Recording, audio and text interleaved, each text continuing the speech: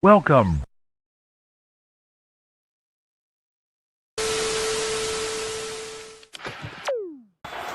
First and goal. Mahomes flings it. It's there! Hardman!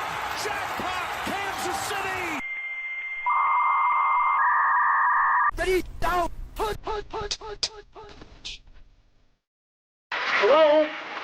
You planning to win the game? I want winners. I want people that want to win.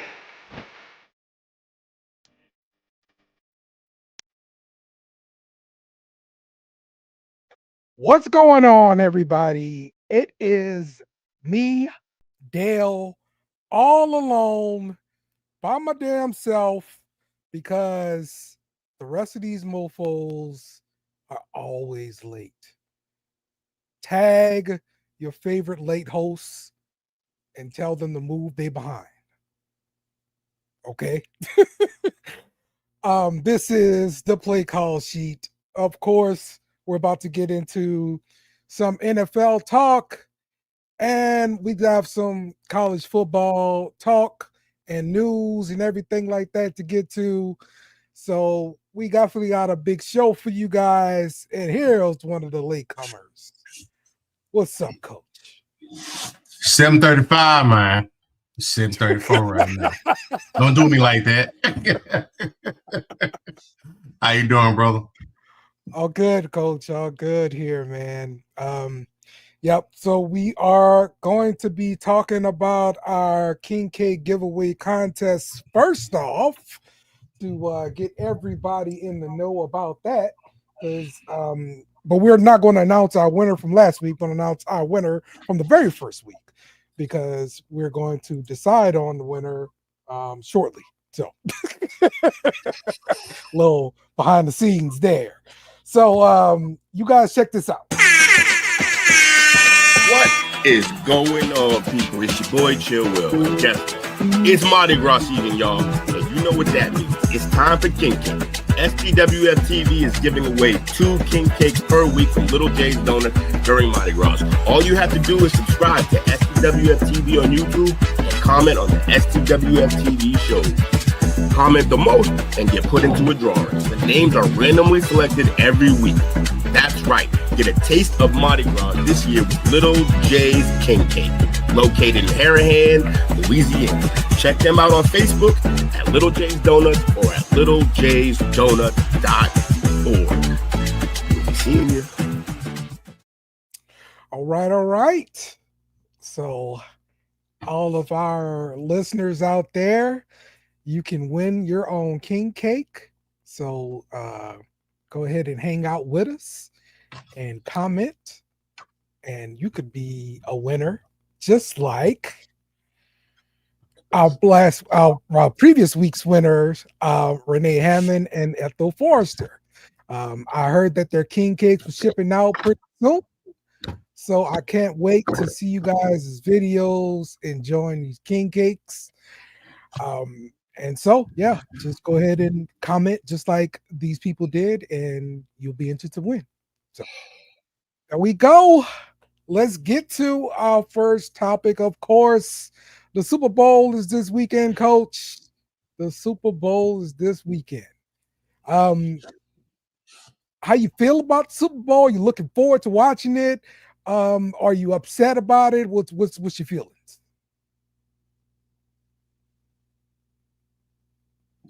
I don't care about it. Okay. I'm not upset about it, as long as my number's here. All right, there we go. From straight from a pure gambling perspective. No, it's I think it's gonna be a good one, man. Okay. Hey, man. Well, yeah. It's I think it's gonna be good, man. You got it's the last game, but you got the mastery of Kellen Moore, probably y'all next head coach, and you got the mastery of Spags, I'm just gonna throw it out there, man. One of the greatest defensive coordinators of our time. He's the guy that took down Brady twice. A lot of people forget about that. True. That's true. He was the defensive coordinator for those Giants teams that gave Brady fits, sacking him all the damn time. So yeah, I'm with you, Coach. So you got Fangio versus Spags on defense, and you got Kellen Moore against Andy on offense. Let's get it. Mm-hmm. Yeah. Yep. That's true. That's true. It's still the Andy Reid Bowl, though, right? Because absolutely, that's his former team. That's the one inkling that I'm interested in is him. I've got, because at first I had to admit I didn't want to see the 3-peat. There's a little bit of hate in me. We ain't got a little hate in him. Mm-hmm. But when I sat back and thought about it, I'd rather see Andy Reid going to make history against his former team because they did him dirty. They did him dirty. There's no doubt about it. Like the guy shouldn't have been fired. I mean, look, when you're getting to the playoffs, getting deep into the playoffs, like all those years, you know, it is like it's a toy cost, man. Like things happen, you know what I mean? And you don't come out on the winning end every time, bro. And I just don't think that should be the reason that you move forward on head coaches, man. Yeah, it's hard to win in the NFL. Let's be honest. Before Andy Reid got there, the Eagles at that point were pretty much irrelevant. Right. He made him a household name. Yes, exactly. And that's the way they rewarded him. But now he's rewarding them by doing his thing in Kansas City. But still, they got to talk to their fans out the deal. That's true. That's about it. But talk to their fans about it. They'll say, "Well, we like to hold our coaches accountable and our players accountable." Nah, they just petulant pieces of what excrements. There's something the worst fans. What did Santa Claus on there? Yeah. That's what I'm saying. These same people cheered a paralyzed Michael Irvin on the turf. Yeah. You people out there in Philadelphia, you're horrible. I'm telling you. Goodness, people. So, all right. So, of course, believe on the parlay perspective, you guys are going to cover some gambling spots or something like that about Super Bowl. That'd be cool. Absolutely. So yeah, man. Wednesday night, man. Make sure you tune in and hang out with your boys. Indeed, man. So let's talk about some news that happened in the NFL. Let's get it. This that go and get it. With no hesitation. Oh my goodness. This that never quit. Let's get it. This that go and get it. With no hesitation. Okay. I didn't realize that one had a little soundtrack with it. Okay. Wait a minute. Did you make it? No. Onk edits that one. Okay. Mine's are all silent. Okay. Okay. So I can use it on the podcast. That makes sense. Yes. The first one was Myles Garrett requesting a trade. I'm gonna be extra. So I didn't know about that. Myles Garrett requested a trade, and he had a whole statement. And we talked about this maybe last week or the week before, because I mentioned that Myles Garrett has ownership stakes in the Cavs by watching Hard Knocks. And yeah, you guys were all like, so he could do what he got to do from wherever else he got to play at. He'll be fine. And here we are. What's up, Two? What's going on, man? My fault for the way, fellas. Yeah, man. You good? So what's your thoughts on this one, Too? I already told people once Nuka started going crazy. No. Not Cup. This is Myles Garrett. Miles. Oh yeah, deserving. He's dealt with Cleveland. He dealt with the Cleveland Browns bullshit for too long. The losing seasons, and then when you thought they would come up, and they didn't, and they fell short. He was. I think Two froze. Putting in the effort. He froze. This dude has 102 sacks before the age of 30. 102 sacks before the age of 30. This dude is phenomenal, man. He deserves to be. We talk about a lot of athletes. Oh, he should get out. Oh, he may deserve a ring and all this and that. Nothing deserving, but he deserves to be in a winning situation, in a winning organization that's gonna take winning seriously. I don't think the Cleveland Browns is ever gonna take winning seriously. So that's my thought on it. Shout out to Myles for writing a letter. He wrote them a letter in the nicest way. He requested a trade. You don't even see that. So he took his time for this shitty ass organization to write them a letter. Well, it's not about the people making the decisions to bring in people or not bring in people. The letter is more for the fans because the fans loved him. So you got to give that love back. And as a fan, I appreciate giving the love back to your city that loved you. We know Myles. We know Myles loved the fans. Like I said, he's been in Cleveland for so long. This is the only reason why he's still there, is because of the goddamn fans. Yeah. And even if he didn't write a letter and he was gone, screw it. What can fans really do? No, we can hold grudges. We can hold grudges too. Hold grudges on him? The only guy that's been playing to 100% of what he's supposed to be playing with the exception of because we're going to think that you pushed your way out. This is different. Yeah, for me in the NFL, years 3 to 6, maybe 7. You push yourself out, you're gonna hear the shit. After a while, after you play just about a decade, nah, hell no. You ain't owe nobody nothing, man. That's in my opinion. You don't owe nobody nothing.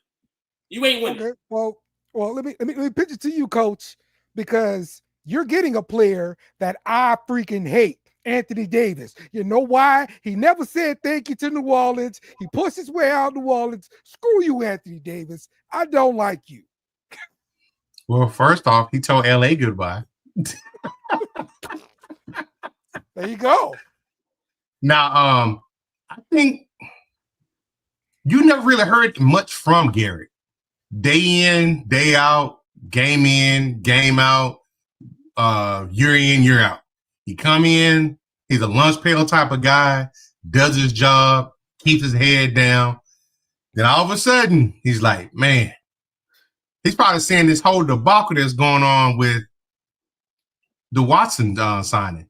That put them in a very peculiar spot, to whereas they really can't move him. He's so much of a cap hindrance that they can't go out and try to get somebody around him.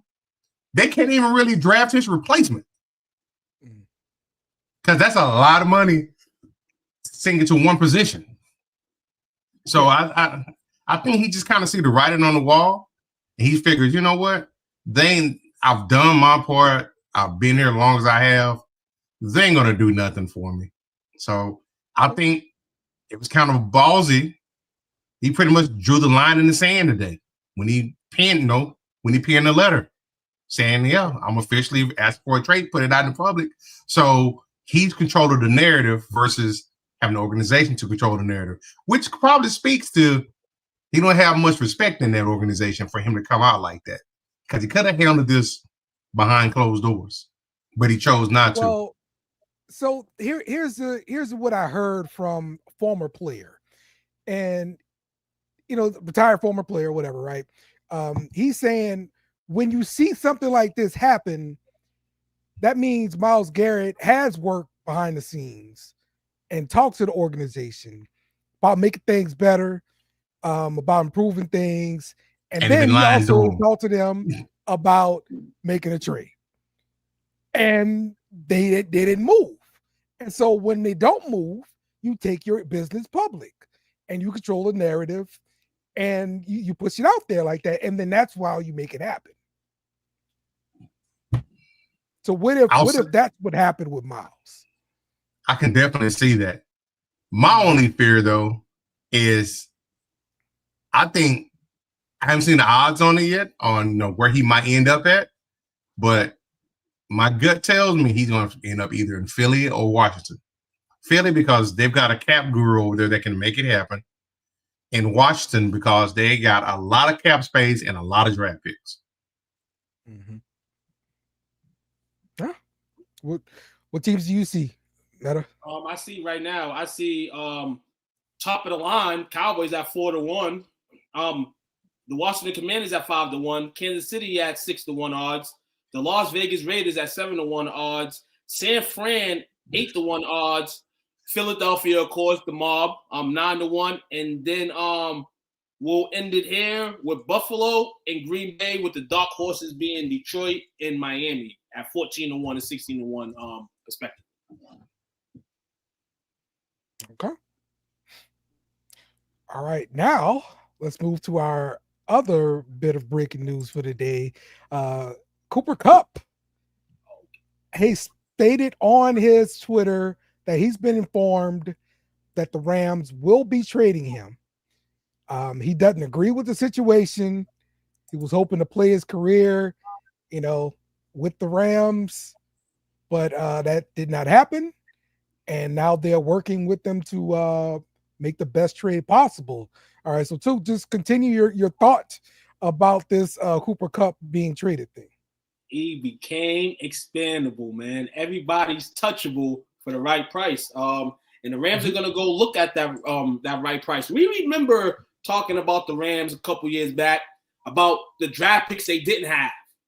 You know what I'm saying? The things that they didn't have, but with the draft picks they ended up creating a great team to survive. And shout out to them on an awesome year, but that doesn't mean that he's not replaceable still. You still got to try to get that back. You want to be good for years and years. And no disrespect to Kupp, but if you can go get some value for him, why not trade him? P. Dollar saying Kupp ain't worth a lot. Y'all agree? What happened? Kupp ain't worth a lot. Nah, the injuries are gonna hurt him. And like he's getting older. I mean, he's still gonna be a good receiver, but I think his days as a number one receiver on a good team are behind him. So what were they looking to get back for him? Fifth? Probably second or third rounder. Okay. You're not Second, gonna get third a first round is for pretty him. good If you capital. do, then Rob, whoever that is. Coach, what you think they get? I'm trying to see what his contract is looking like, because I'm thinking probably a third. How old is he now? Like 29, 30, I think. Let's see. That's a good question, actually. Cooper Kupp's age. You got that Cooper Kupp age.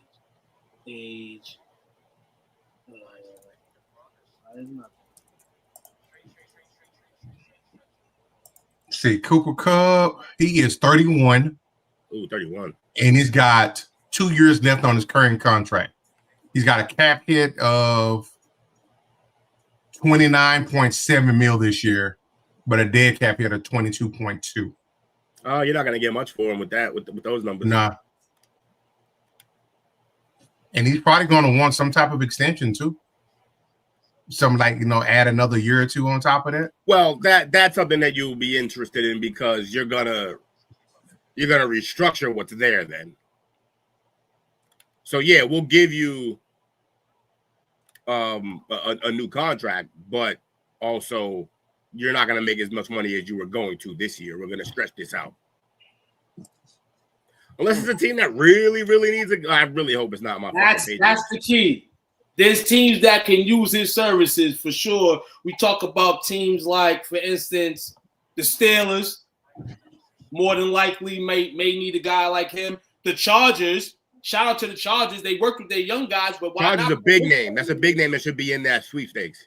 And we talk about value. There's going to be teams that value him more than other teams. We know that. He's older, for sure. laser user. I think the Chargers, they're going to look at teams that may value him a little bit more. So it's kind of mid-ground where his value is. But the Buccaneers talking about getting rid of Godwin. Potentially Coop can hit in that spot as the second man to Mike Evans. We know Mike Evans is hitting the age ceiling too, but still be productive. Cooper Kupp can go right through it, right in there, and follow suit. I don't know how the offense is gonna look this year without Cohen. Whoever they hire, maybe he keeps the same tune, but I mean, I think there's a couple of teams that can use him for it. He's not. The Chiefs obtained Hopkins for a 5th round pick. So, yeah. I mean, I guess those are kind of similar situations, but yeah, probably right. like, you know, that seems to be apples to apples for me. Pretty close to it at least. And another team, and all this talk is from the off season. I mean, last season that's about to end shortly. You know, about to be in the off season. The Lions can still go and try to attack to possibly go get Cooper Kupp. You know, they intertwined a lot of other receivers. They had Jameson, you got St. Brown, but everybody else was they was fitting and plugging everybody in. Him going back to play with golf. They got so many wide receivers. It makes no sense. No. They like I said, they have so many other wide receivers that they just was plugging in. If you can go get Cooper Kupp, fuck those other receivers. You don't got to. Yeah, but that's a lot of money to spend in a place that you're already good at. You say F those other receivers and like go look at those numbers, bro. Like Jameson Williams and We're not talking about Robinson Brown. We're not talking about St. Brown. We're not talking about Jameson. I'm talking about everybody, all the other receivers. They looked to plug in this season, and they did a good job with them. But if you can go get Cooper Kupp, if they're gonna do something like that, I mean, yeah, they could do it now because Jameson's still on a rookie deal. But actually, the years lining up, no, that would mean when it's time to pay Jameson, you're paying Kupp. So, yeah, probably not. But, yeah, I mean, look, there's plenty of places you can go. I hope my Patriots stay away, though. I really do. Because I feel like they'd get him, and then they'd just, like, close the book on the receiver room for the year. And I'm like, nah, you got to do more than that. It can't just be get him and not use him, so it don't matter. There you go. That's what they do with wide receivers in New England. They don't use one guy who literally does not stay in bounds. Like, I like Keyshawn Booty, but he got to stay in bounds, bro. Free booty. Free booty. Ain't nothing wrong with some free booty.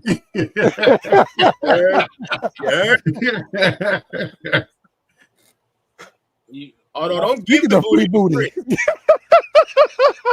I say hell of a segue. Yes, but don't give the booty for free. We can't promote that either. I mean, Deshaun Watson is no longer alone. The Ravens kicker Justin Tucker has been accused of inappropriate behavior at massage therapists.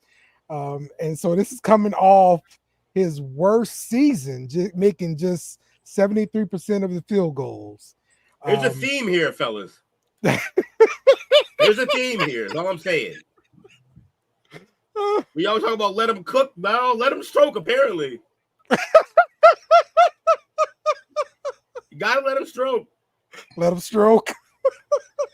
My man. Free your hands out. Everybody in this world. Ladies want to free the nipple. Well, fellas want to free the hand job. Do these things equate? Am I wrong? No, what's going on? Everybody in this world has a vice. It took us a long time to find out. Talk about vice, like grip. Yeah, I'm sure. It took us forever to find out what his vices are because, like you said, Dale, he made 73% of his field goals this year. I mean, he's kind of been drilling down in age, but we know Justin Tucker for the most part to be perfect in his aspects. You know what I'm saying? Yeah. The heart and soul of the Ravens team. You know, don't count Lamar. And you find this out, and you're sitting here like, well, shit. No wonder why it's only at a 73% clip now. And if you never found out about this, it would have probably hit 60 next year. Now it's come out. What are the Ravens gonna do now? One of the best kickers in the history. We just seen Buckner, not this situation, but a different situation. You know, he was doing all this crazy stuff. People wasn't fond of it. You know, only thing is, can't get charged with the stuff that Buckner did. You can get charged with this shit, Justin. So if I'm the Ravens, I'm looking to cut him ASAP. Hey, how long until happy endings are just in the contract? The team just hires some people to give happy endings. Happy like yo, they're sex workers. That's a thing that's legal. I mean, in certain places, it's in the contract. She ain't a prostitute, she's a worker. Just like the workers at Hooters. They're not waitresses, they're models, hired to do a job. Eye candy, even. Exactly what they are. Paid eye candy. Well, when do we get paid happy endings? Woo. I'm just saying. It seems like some of these players are much better having this service available. For real. Seems like a lot of players are getting worse having this. Listen here. There's definitely a need. Let me rephrase that, because I feel like a good percentage of NFL players, get happy endings. And when you take advantage of happy endings, in my mind, yeah. But we always say we're all humans, right? The money just separates these guys from us, and they're playing professional. But why are you taking advantage of something that you can probably not have to take advantage of? What more do you need from a lady or masseuse to go through what you're going through and then get accused of doing something? I'm not gonna lie. You know what I think happens? I think they be down for it because it's a money situation. They get the bag, but then they price out the athlete, and the athlete's like, "No, I'm not doing that. You're not gonna strong arm me, pun intended. You're not gonna strong arm me, for more money. Like, that's not happening." And then they're like, "All right, well, I'll go public," and they're like, "Well, I dare you." And then now we're on the podcast talking about it. All right, Will. So, all right, this is your line of work, and I knew we were gonna get to this part. I swear to God, every time one of these motherfuckers do this shit, I'm like, here we go. you represent your people, bro.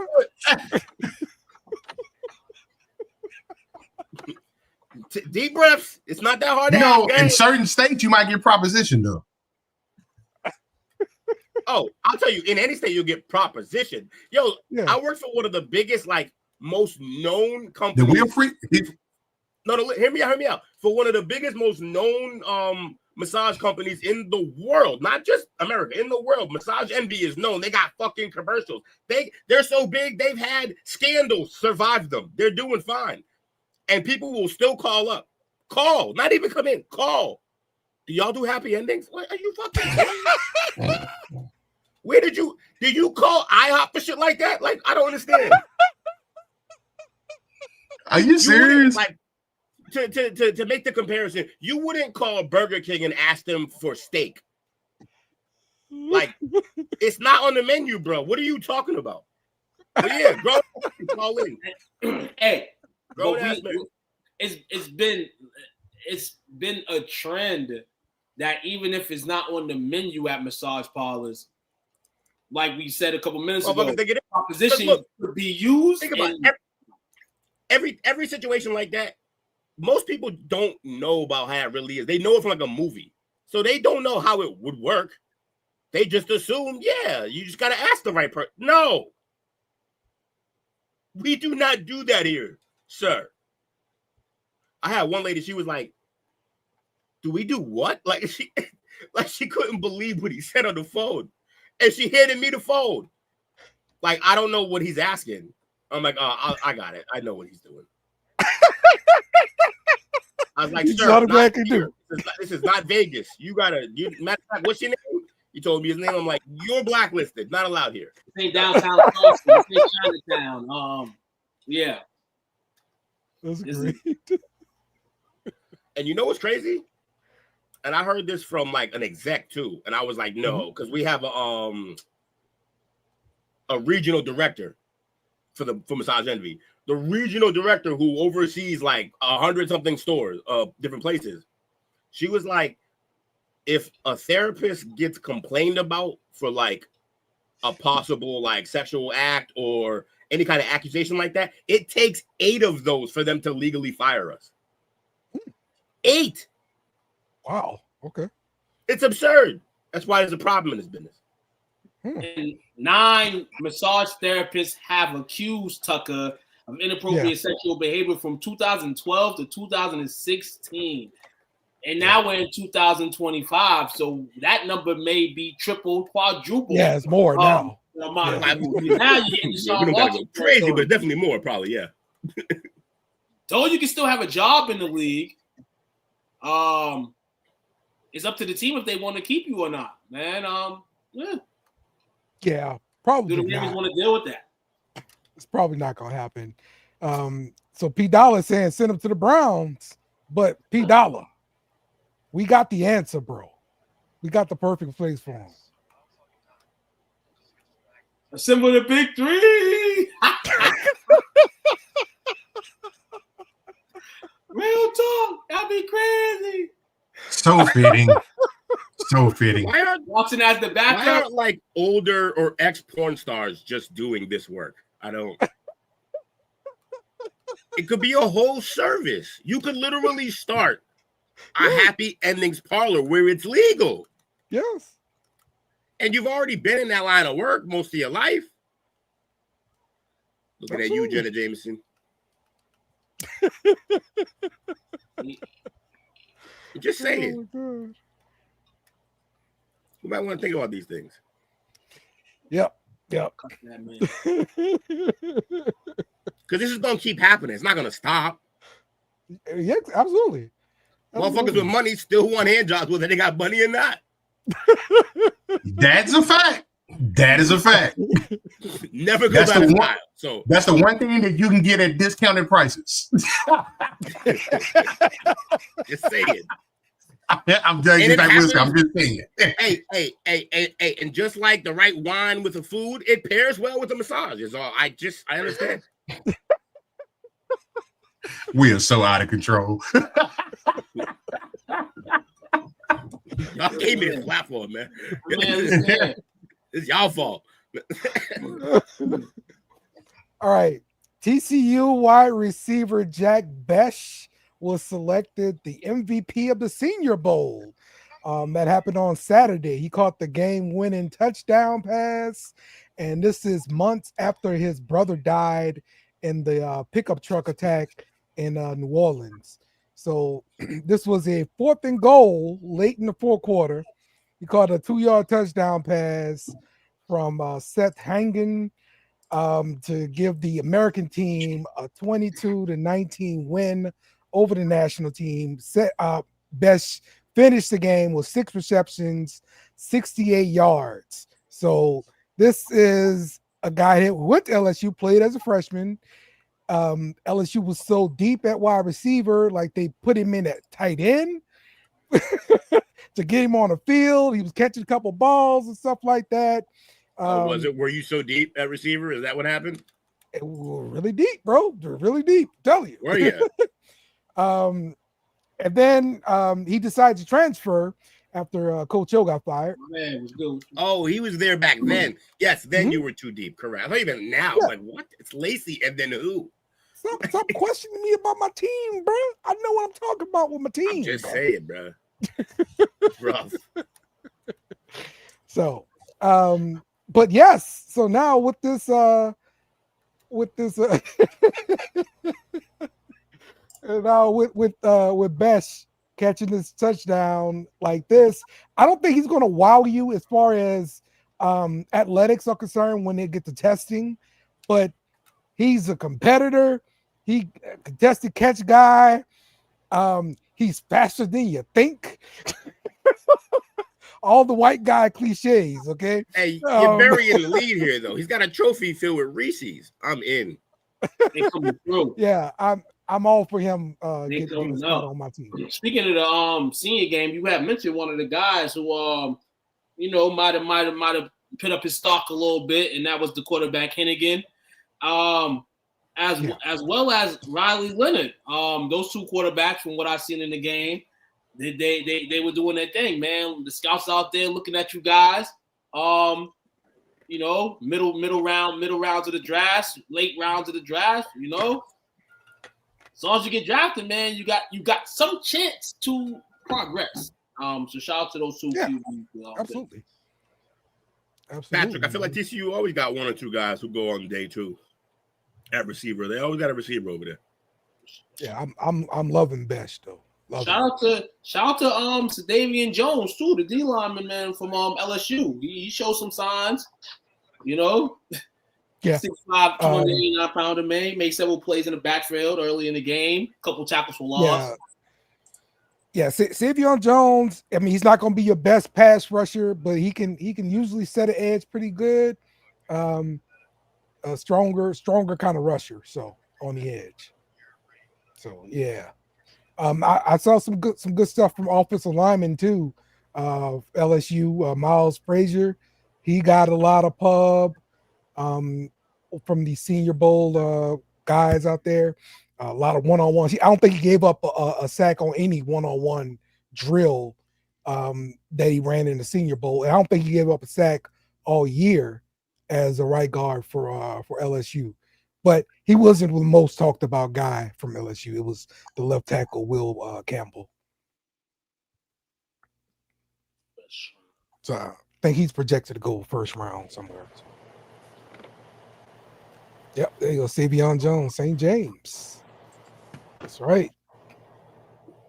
St. James, bitch.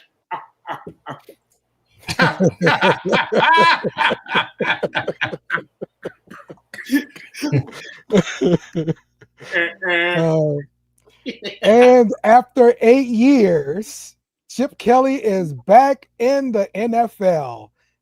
He was hired by the Las Vegas Raiders to be the offensive coordinator under the new head coach, Pete Carroll. And according to reports, he's going to be the highest paid coordinator at $6 million per year.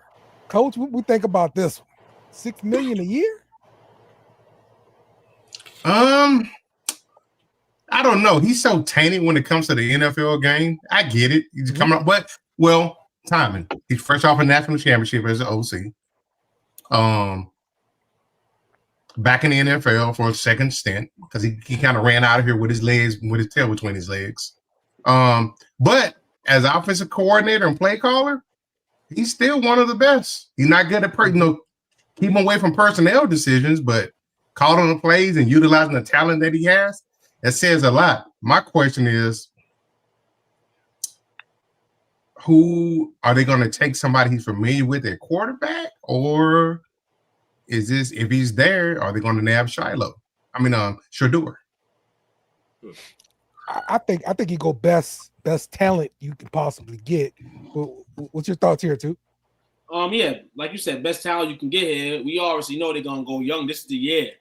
They're in position to go get a young QB, and what they're doing with the hire Carroll and the hire Chip Kelly is putting some veterans in there that not gonna tolerate no shit, and guys that the organization and the Raiders feel can get some improvement out of this team.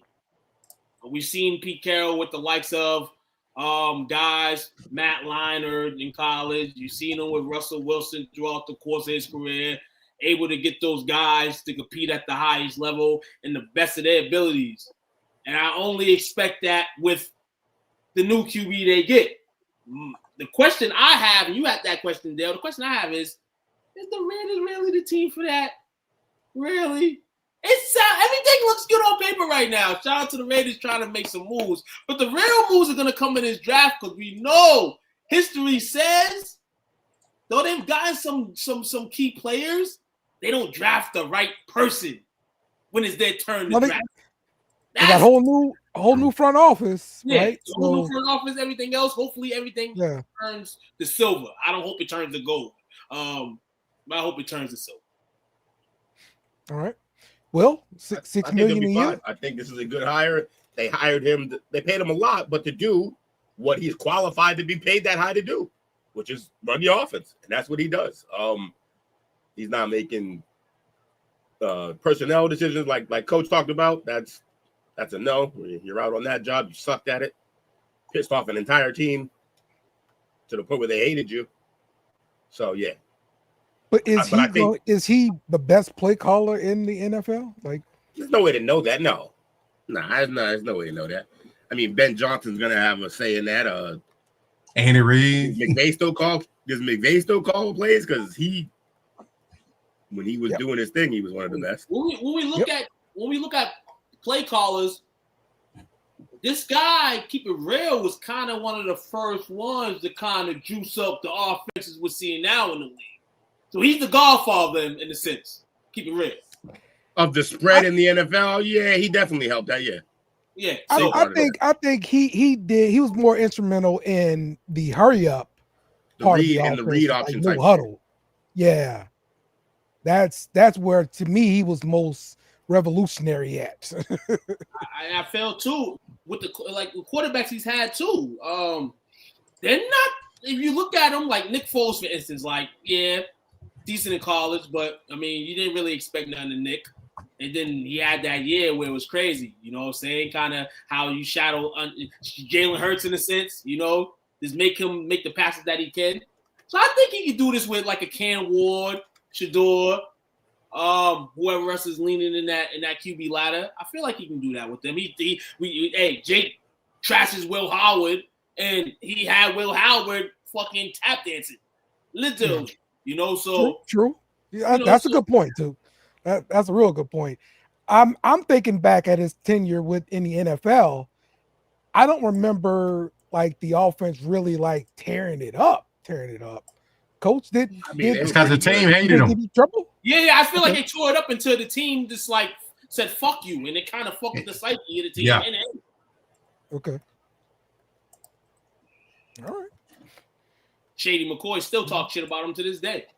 To this day. Shady hates his guts. To this day. Him Shady and is a likable fella himself. Sean Jackson, right? Him and Jackson. Yep. Yeah. Okay. All right. Hey, you ain't there to be friends. Kyron Lacy, the former LSU wide receiver, his attorney released he's done. Wait, what? Did they get in trouble? Yeah, I'm explaining what's going on here. Will? Again, I thought we did a story. Right? I'm trying to tell you what's going on, Will. His attorney released a statement, and he's saying, contrary to reports, Mr. Lacy did not leave and return to the scene. He continued with his daily activities as he did not believe he was at fault. Throughout his career, Mr. Lacy has been an exemplary member of the community and teammate.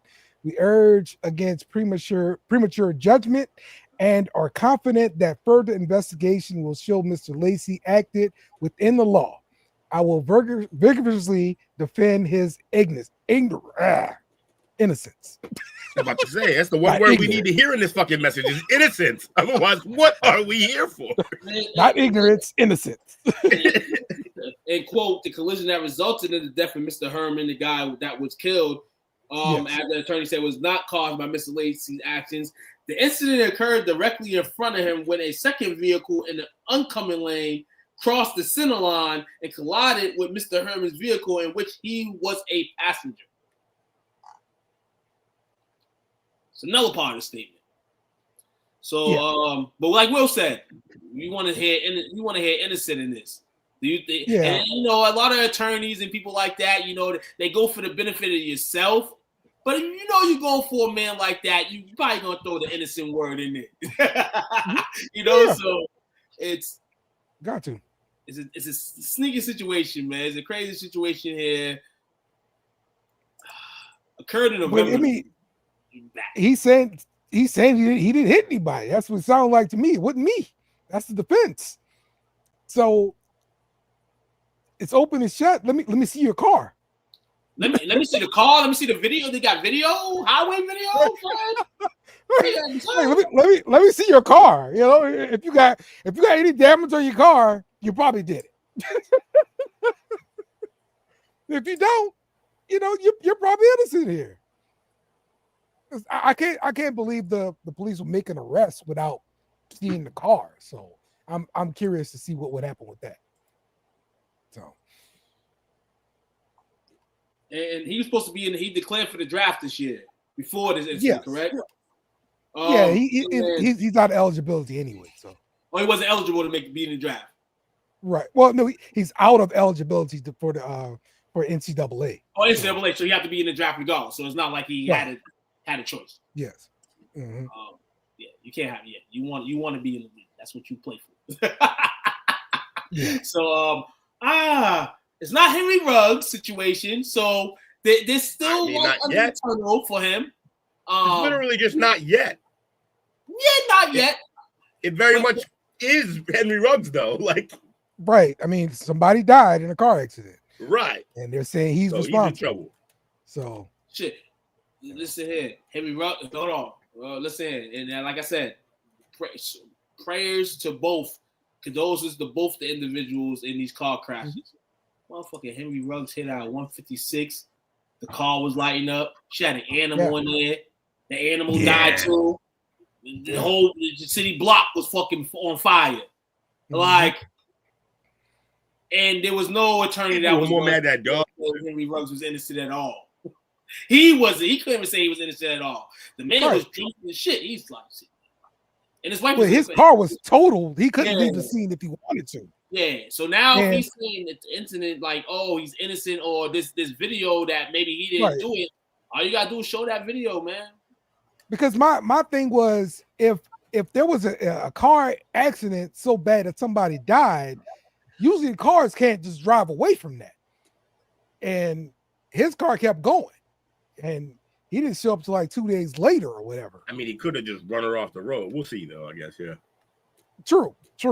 That's possible too. Nice little pit move. You're out of here. Yeah, that's possible too. So, all right, let's move to our next story here. There has been new information released regarding the Saints playing a significant role in the PR campaign to minimize the fallout from the Catholic clergy sexual abuse crisis in New Orleans there. So the team's owner, Ms. Benson, I mean, she is Catholic, big part of the Catholic Church and everything like that. So she will have, big ties in that area.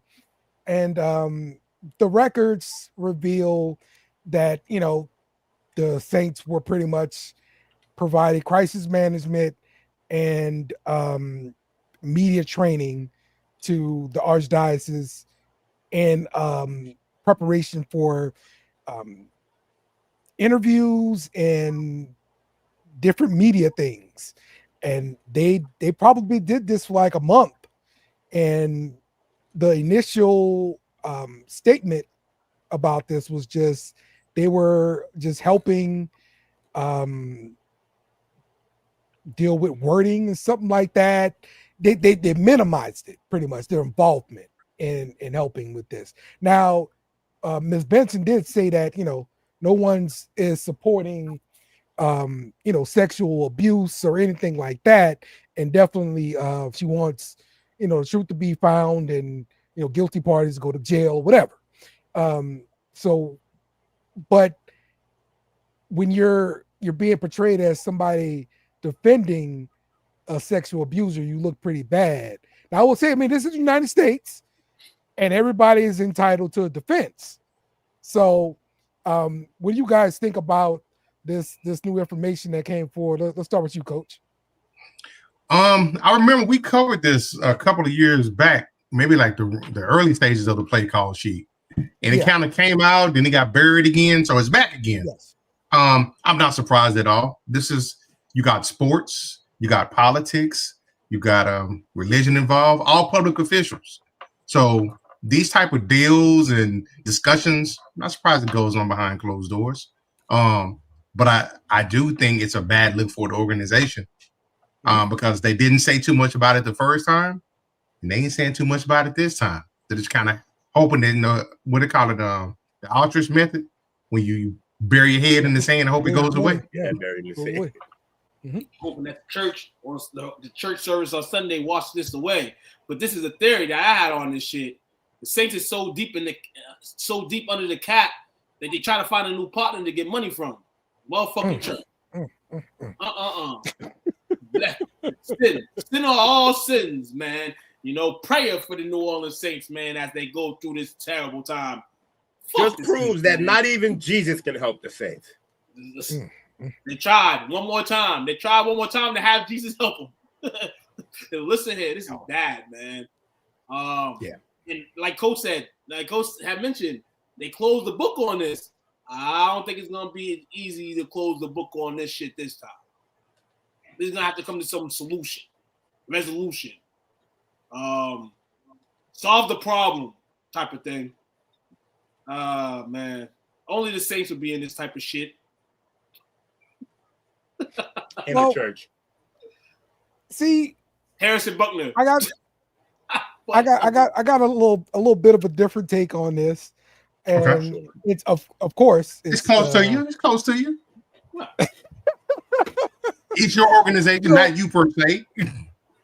So this is a rich individual that has power influence as well. And not only does she have power influence, there are other people that have power influence that also contributed to the defense of the Catholic Church in this situation. I'm talking about, like, judges and other city officials in the area. Everybody came to the aid of the Catholic Church for the reason of, hey, this is my local bishop, whatever it may be, that called me for help. I got these resources, so I'm going to use my resources to help my bishop. As most churches do. See, so you're in the sling of that, man. But this is something that's been happening, and you closed it. If it was all like that, why would you close it the first time? Why don't you just get into the solution in? The fact that you keep burying it and it keeps coming up, that makes it a bigger issue than if it is not. If it's not an issue, and they're doing it to show love and companionship, then the shit could have just been closed after the first time. But the fact that it's coming out like this, man, it doesn't show a good sign. It's because of what the allegations are. And that's the reason why they don't want to say, yeah, we're helping because of what the allegations are. I mean, now criminal lawyer, they got the defense of, hey, everybody needs a defense, right? And this is my job. My job is not to judge whether this person is innocent or guilty or whatever. My job is to make sure the police follow all their rules or whatever it needs to happen to get the client the most just outcome as possible. That's what their job is. And so, yes, they have to defend murderers and stuff like that. Somebody got to do it. It's the United States. Hey, man, welcome to the game, man. Time to play the game. So, hopefully this goes away pretty soon here, because we got other problems in New Orleans, which we'll get to in a few. Our next story. Rest in peace to the first down marker. Oh my goodness. I've been calling for this forever. Forever. Okay. I just saw a UFL game maybe a few weeks ago or whatever. They're using technology to measure their first downs. There's no old guy on the sideline holding a stick on a chain, walking in from way across from the other side of the field to measure some stuff. So why can't the NFL do that? Nah, they say because they're trying to keep somebody on payroll, dog. But eventually, like Walmart with the self-service and all that stuff, you can take that shit away. And now the professionals. And crazy thing is, when Josh Allen got the first down and didn't give it to him, now a week later, you want to change the rule. Usually, every time the Bills fail, the new rule changes. Rules get changed when they don't do the right shit. And this is another evident clue of why now we have to have a funeral for the first down marker. But I'm happy with it. You know what I'm saying? I'm not mad at it. Yes. Get rid of first down marker. in the NFL. Don't get rid of it in like high school or college, man. People might need that money, man. Yo, Pat McAfee said, yes, we need a change. He said, I'm tired of seeing 85-year-old whites come out there and measure this. I was like, yo, Pat, you're a fool, man. He's an ally, bro. This is quickly turning into cyberball. Cyberball? Yep. You don't know about that.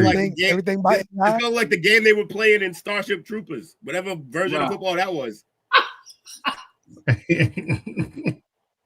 Yeah, cyberball is a video game from back in the day where they played where everything was computerized, even the players.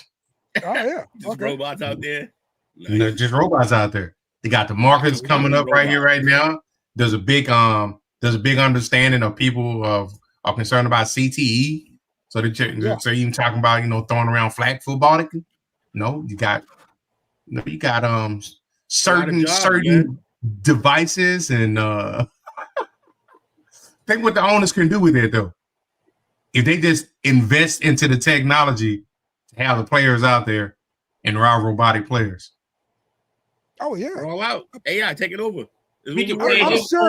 We gonna pay him $1,000 and we good with it. We save a lot of money. I can bet you every new technology that's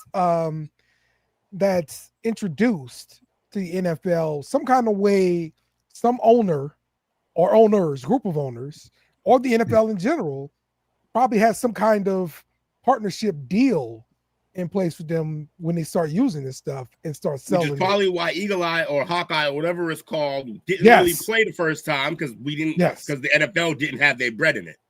That's right. You can give us a steak? No, hey, old guys with the chain. We'll just keep throwing up smoke signals like it's the fucking Pilgrims. You got another year, dog.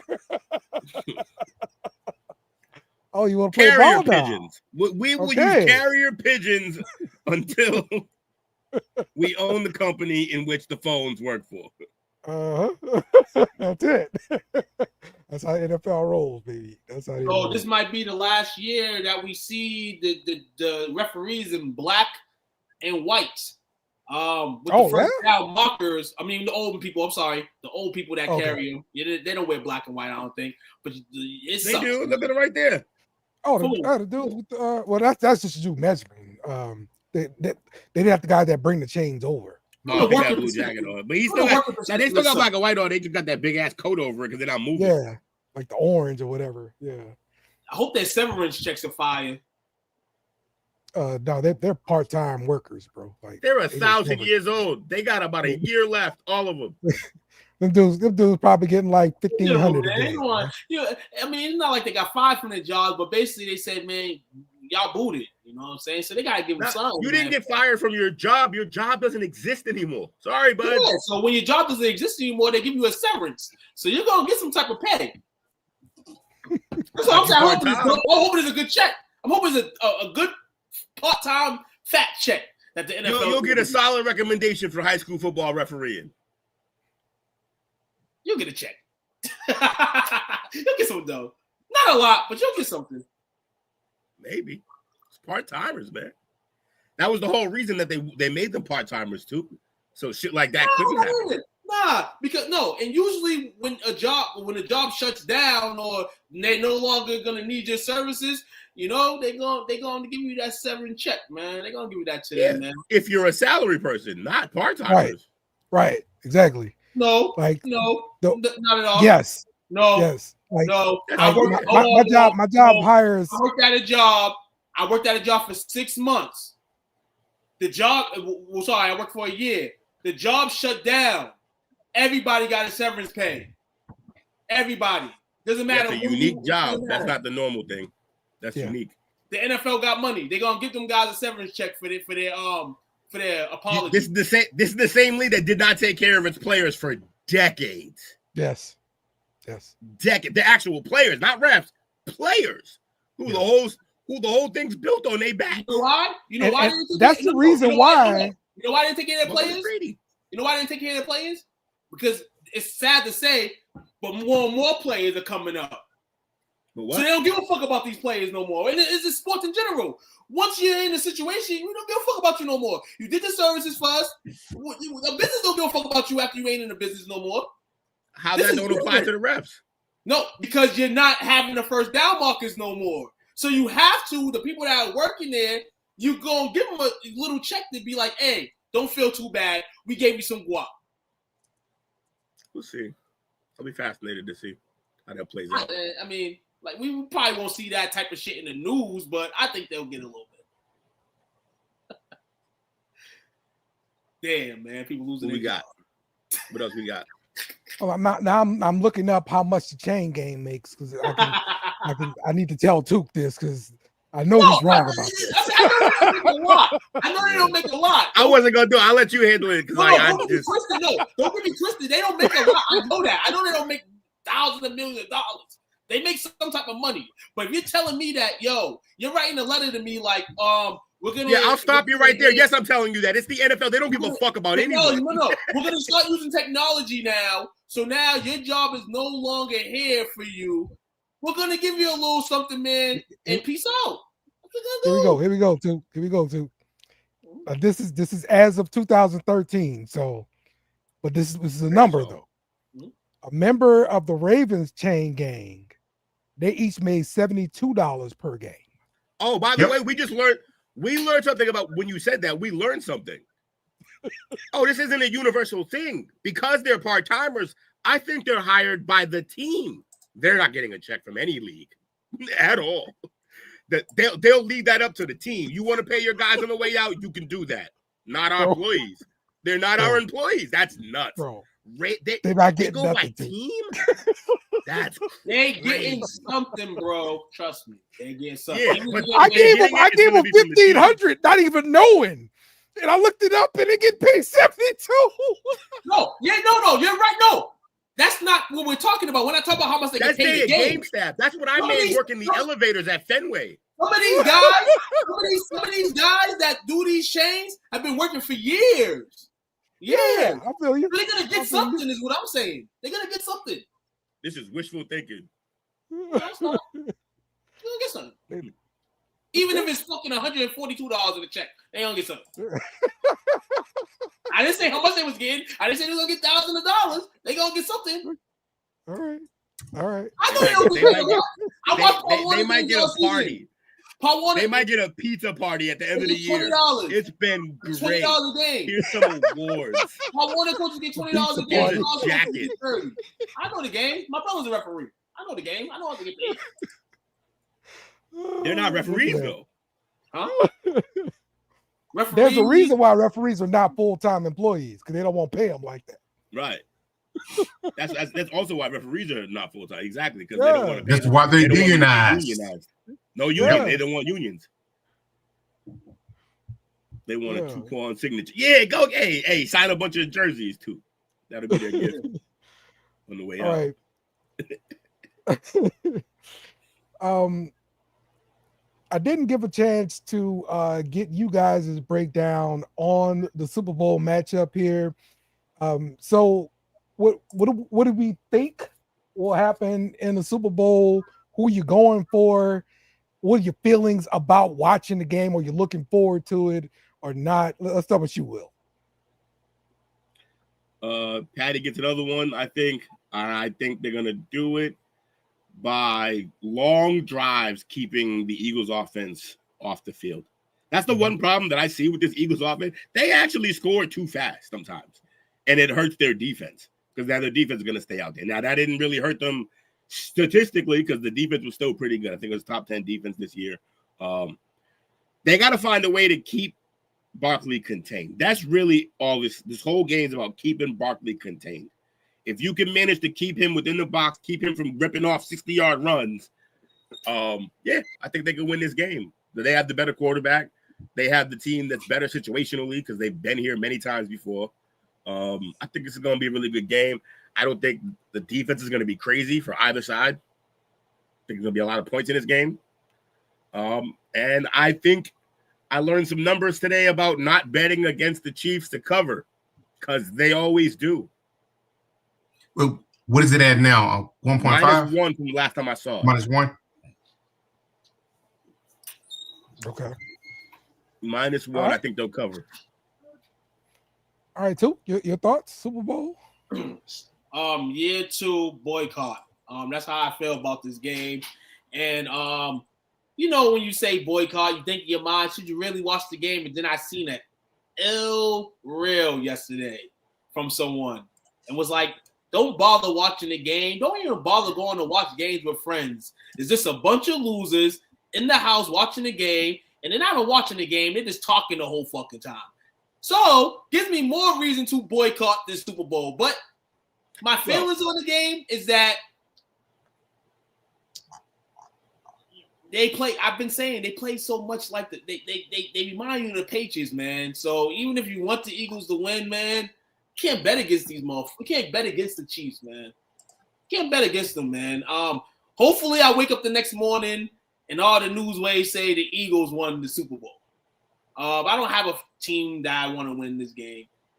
For everybody watching, I hope you enjoy it because I won't be watching.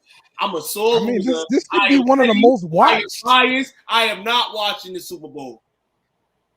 This should be one of the most watched Super Bowls. It's going to be on Tubi for free. Yeah. Well, Tubi can watch. They can watch it on Tubi for free. Why don't you want to watch? Why don't you want to watch? I don't want to watch it. I just showed it. I'm a petty, sore loser. I don't want to watch it. I'm being real. I don't want to watch it at all. Okay. It got to me is something that's just like honestly like not because of the Eagles. No, not even because of the Eagles. No, because the Cowboys aren't there. Just not gonna watch it. Okay. Because the Cowboys aren't there. Because I feel like at the end of the day, I feel like we're gonna get the result of the Chiefs winning the Super Bowl. It's not because of the Eagles. I hope the Eagles do win this game. You know what I'm saying? The thing is though, unless the Lions made it, every time two teams make it, it's two teams America hates. We don't give a shit about anybody but our own team. Have you ever been like, ooh, yay, the Chiefs are... No, fuck them. Fuck the Eagles. Fuck them all. They're not my Patriots. But I'm going to watch the game, though, because I love football. People going to watch the Super Bowl, spending hundreds of dollars on fucking nacho dip and fucking chicken wings and pizza, fucking grill. Shout out to the South. They going to grill this shit up. And watch fucking these two teams that, like Will said, they ain't your teams. I'm not watching this shit. And I'm going to do that shit from now on. I know the reel you talk about, though. I know the reel you talk about. He was also just saying that the viewing experience is better at home than it is like with a bunch of people and stuff like that. I don't think the viewing experience for me is good at home either because it's just going to have me want to break my TV screen. So I'm straight. I'm going to watch the game. I'm going to enjoy it. I'm going to hit up the homie, see who's trying to watch as well. And yeah, I've said it before. I spent my whole life growing up with annoying ass Patriots fans and more aggressively and more importantly annoying ass Tom Brady fans, despite me also thinking he's the GOAT and loving everything that he did for our team. I just annoyed by our fan base. So I want them to sweat. I doubt he ever gets to actually make to 7 rings, but I would love it if he got 6 and just there was a battle forever between him and Tom Brady fans and they just had to deal with that. I would love that for them. Couldn't happen to a better group of people. So I will be rooting for Patty. Kermit, let's go, Kermit. I watched the Puppy Bowl. The Puppy Bowl starts at 2:00. The Dog Bowl. I watched that shit. Yeah, Puppy Bowl too. We gotta watch all of it. Yeah, I mean, I'm with you. Puppy Bowl's the real deal, especially when they poop on the field. Especially when they poop on the field. Funny. Oh man. Okay. You got a problem with the Puppy Bowl deal? Is that what this is? No. Okay. I just wanted to know if you wanted all of America to hate you or not, because nothing we like more than dog. Look, I told you the last story. We were more sad that the dog died in that car crash that time. Like that's how fucked up Americans are. It's true. Everybody loves dogs. Might not like humans. You didn't want Lions versus Bills. You wanted Commanders versus Bills, bro. You're a Commanders fan. Come on, dog. I'm hoping to get close to 100 miles on a bicycle on Super Bowl Sunday. I assume you're going downhill. Hope your brakes work. Stay upright, brother. You're in Texas, aren't you? There's not even that many hills to go that fast. Texas is flat as all fuck. day. Flat all day. My man's legs are gonna look like Lance Armstrong's with the needle in his fucking legs after that shit. Oh, I guess I just thought I said 100 miles per hour. He meant miles, just going that far. Oh, you can cover that in Texas for sure. Mm-hmm. Plenty of space. Have fun, bro. All right. Let's take a quick break and then we'll be back with our final topic. So stick with us.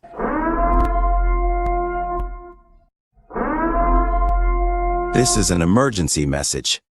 Stop what you're doing and hit the like button. Also comment and subscribe. Thank you. We now return you to your program. All right. We are back with the play call sheet. And we're getting into our final topic here. We want to know what's up with your team. So let's start off with your team, Will, the New England Patriots. The Pat Riots. My Pat Riots are doing nothing so far. I mean, we're just signing coaches and the player situation, I don't know how that's going yet. I hear rumblings of we want to be in the T. Higgins combo. I doubt we're going to be. I think he's going to stay. Couple other receivers. This Cup situation, I'll take Cup, but I had a Patriots fan say, I'll give up that pick for Cup. And I said, this is why I hate our fan base, because that's dumb. I would not give up that first-round pick for Cooper Kupp. Yeah, I hear the Myles Garrett thing, but I don't know why. I mean, they would have a reason to do that because they're going to get the pick from us for Myles Garrett. Myles Garrett, I'll give that first pick up for. Yeah, you got to give up more, too. There's got to be first-round pick and more. Yeah, if it's another first, though, if it's two first, I'm out. Y'all can keep them. No, I don't think it'd be two first. I think you're looking at a first plus like like a first. I'll do a first, a fourth from this year maybe, and then like a third from next year or something. But I don't really want to give up two top 3 picks in this draft. My team is hoping the Titans or Browns don't draft the QB so we can get Ward or Sanders. You, sir, will get neither. Nah, you might get one of them. Now you gotta get one of them because the Titans are not gonna draft the QB. Really? You think they're still short on Levis? They're not gonna draft a QB. I don't think they're going to do what? They're going to ride with Levis? They got the first pick right in the draft. Yeah. They're gonna probably go Henry. If Henry stacks up throughout the rest of the tenure, the draft, pre-draft, they're gonna go Henry number 1. The Titans got the first pick in the draft? Travis Henry to play corner for them. I think it's gonna be Carter. Yeah, I think they're gonna get our guy, Abdul Carter. Yeah. It's not impossible for a corner to go first overall. It's not likely, but it's not impossible. I think Carter goes first. And I think Ward. Hunter goes. I think Hunter goes second. Who's picking second? Cleveland. Yeah, they'll probably go. Yeah, he doesn't hurt. Ward I don't will think he go hurts next. his stock that much to not. I mean, if he does, then yeah, he goes downhill. But I don't think he'll mess up his stock to go no further than 2. I mean, if this Carter guy, Abdul Carter, is blazing up the stock waves, I will take it from you guys because you guys know y'all shit, But I say Hunter will probably be 1 or 2. Hey, if he doesn't go to Tennessee, he'll go what? The Browns got number 2 pick? Right. Why wouldn't the Browns take a quarterback? There's a lot of draft capital already put in there. one and an absurd amount of money. Absurd amount of money, yep. And that's the Browns. You got Jameis Winston to lead you to the day. I think his contract up. If I'm not mistaken, he's on a 1-year deal. Yeah. Who contract's up? Jameis? Jameis is up. He had a 1 year. I think he had a 1 year situation. He'll probably be back though. They can pay him a little bit of time. He knows the offense already. Sam Donald. They could trade us Garrett. Yeah, they could trade us Garrett and then just draft Carter and then kind of similar players. Not similarly sized, I don't really think, but that'd be interesting. Okay. All right. So with the Saints, y'all already heard the archdiocese crap. So the Saints are continuing to lose coaches. their quarterback coach and their offensive line coach have both been hired by the Seahawks, and that includes the offensive coordinator as well, too, for the Seahawks. What does it mean when a bad team gets all its coaches snatched? We suck so bad, people want our coaches. Or your team wants out. Your guys want to leave. No, I mean they don't have a coach in place. Keep me here. Yeah, like if you assistant coach without a head coach in place, hell yeah, you're gonna take a job somewhere else. Yeah, you would. Yeah, ain't enough beignets and daiquiris to keep me in this motherfucker. Hey, yeah, you better get that check. So yeah, that's understandable. And the head coaching search, the Saints are waiting to after Super Bowl, of course. They're looking like it's going to be Kellen Moore, unless Kellen Moore drops something that he don't want the job. That's always possible. We did have somebody else drop out of the race earlier this week. Myself, I dropped out of the race, and so I was going to focus on podcasting, and that's what I'm doing. Dale, can you see the Saints taking a swing and drafting Dart to replace Carr? That again is like it's just like drafting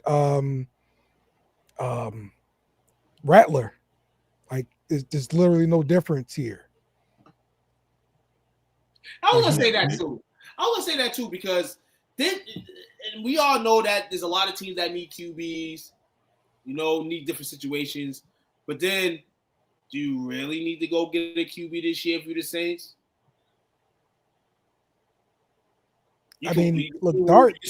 You can see who raises up in next year's draft, for instance, and if he got a shitty again, then you guys could probably head to the top and not win and have Dale saying, well, we're going to win a division. We're going to win a division and then be in a top 5 spot where your chances to get a better QB based on the projections are there. That's kind of how I feel about y'all. Okay. Yeah, it just don't make much sense to draft Dart, in my opinion. Like he's not like a first round talent quarterback. He's not like a franchise kind of quarterback guy. Like we already got this. But guys would have said the same thing about May. In fact, they did plenty. So I don't know. Did y'all draft May like top 12? Yeah, we drafted him 3rd or 4th. Well, there you go. Drafted him 3rd. I mean, clearly y'all thought he was a franchise quarterback. You wouldn't draft him 3rd. Okay, and then you got Purdy and Brady, and Well, I get guys do turn into Pro Bowl something like that. Drake May. You better put some respect on his name. I don't care if it's a replacement or not. Pro Bowl quarterback. He's a motherfucking stand-in. My favorite Patriot. 4 other guys said, "Hey, if half the AFC had to say no for you to get in, I'm good." Like, hey, listen here. As a fan, I'm gonna take the cheap way out. Pro Bowl. Have fun with that. Pro Bowler. Shit. Tukin coach, Cowboys. We took one of your coaches, Dale. We took your running back coach. There you go. We took your running back coach, Derek Foster. Just reading up on what he's done for running backs in the past. Had guys like Eckler doing good things. Kamara in a shitty year doing some things. We hired as well David Oversheet as the secondary cornerbacks coach. That's just a little bit of information from Cowboys land. But ever since the hire of the Schottenheimer guy, it's kind of been this chill, man. I mean, you can't really predict what this man's gonna do. Like I said, we got a whole regular season to do that. So other than that, you can predict what he's gonna do. He's gonna do what Jerry tells him. That's what he's gonna do. Oh yeah, yeah. Record wise, not yet. Yeah. Also, P. Dollar, who watched the Pro Bowl, they need to get rid of the game. I don't understand this take. Just don't watch it. It costs you nothing to pay. Man, you gonna boycott the Super Bowl? Boycott? You should have been boycotted this. Y'all boycotting free football, man. I don't know what's going on. I mean, it's not really football. Yeah, the Pro Bowl, no. Pro Bowl definitely not anymore. Right. They're playing flag out there, which is okay. Who won? I mean, didn't watch. Yeah, that's all they're doing is playing flag football right now. But real. they have like skills competitions and stuff like. I like that, hunting. but they don't take it serious either, so they suck. This is what the NFL should do. I would take a peek at the Pro Bowl. The NFL kind of does what the NBA wants to do for their All-Star game, but I think it worked better for the NFL. 7-on-7s. It's been the dynamic to a lot of young guys in their careers now. 7-on-7 tournament. You pick two AFC teams, two NFC teams, 7-on-7s, man. F it. Why not? The problem with that is you got nothing for the big guys to do. Fuck it. Let the big guys chill. Fuck them. Should have lost weight. Played it real good. Why I say that is because the big guys, you took away all the physicality of the game anyway. So why do you need the big guys to be out there and acting like they fucking playing physical? Okay. Have the position players play. Or 7-on-7s, flip the positions. Big men go out wide. Big men playing quarterback. And little guys on the line. Just fucking guards. And I just feel like 7-on-7 weight classes. Save it. Oh, here we go. Weight class edition. 7-on-7 heavyweights. Listen, but everybody gets a quarterback, though. You know, quarterbacks don't count. Penny running routes. Or listen, ACL gone. You didn't make the offensive lineman and defensive lineman to it. Do the strongman competitions, dog. The day of before the Pro Bowl game, you know how them lift up, who can lift the most weight. You know, Leon West style. You know, coach. You know what they used to do back in the day, dog. Well, we all know that. I think we know. I remember that. You know what I'm saying? Yeah. So you can make it fun, but it's just a way of how they're gonna do that. And if you're gonna go flag football, you might as well put the 7-on-7 aspect into it, dog. It's kind of what everybody's doing already. I like it. Do a Hail Mary drill with a ball pit. All right. Coach, got anything on the Cowboys or the Pro Bowl or whatever? Yes, I do. All right. Pro Bowl, no. Pro Bowl, I don't watch that. Pro Bowl Combine, that'd be fun. Far as my squad, I do like, you know, I'm in the acceptance stage of the changes. You know, I wasn't on board initially with the Schottenheimer hire, but as I sat back and I've thought about it, and as he assembles his staff, the one thing that I do like is this is the first time in probably since Parcells was here that he allowed the incoming head coach. No, not even then. He's hiring an entirely new staff. In the past, either offense coordinator stayed, defense coordinator stayed. So actually, this is the first time since Jimmy was here, I think, that he's allowed them to hire his entire staff on his own. So I do like the aspect of that. Also, a lot of the coaches that he's on, it's a lot of young guys that can relate to the players, new, fresh ideas. I like that part of it instead of, you know, the 70-year-old guy that's been here forever, kind of stuck in his ways. I like the addition of Clayton Adams as the offense coordinator. He was the run coordinator and O-line coach for the Cardinals, and they've had a pretty stout running game over the last 2 to 3 years. Eberflus, better head coach than he is better coordinator than he is a head coach. So I do like the aspects of that, because after he left Chicago, their defense plummeted like significantly. The only question I got is Nick Sorensen as a special teams coordinator. He was the DC for San Francisco last year. Kind of weird, but I guess maybe got experience there in the past. But then other than that, you know, like they retained Lunderwells as a tight end coach. He was a hot commodity. And then like Took mentioned, David Overstreet II.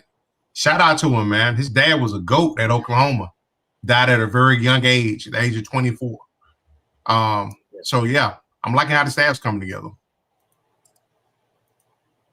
And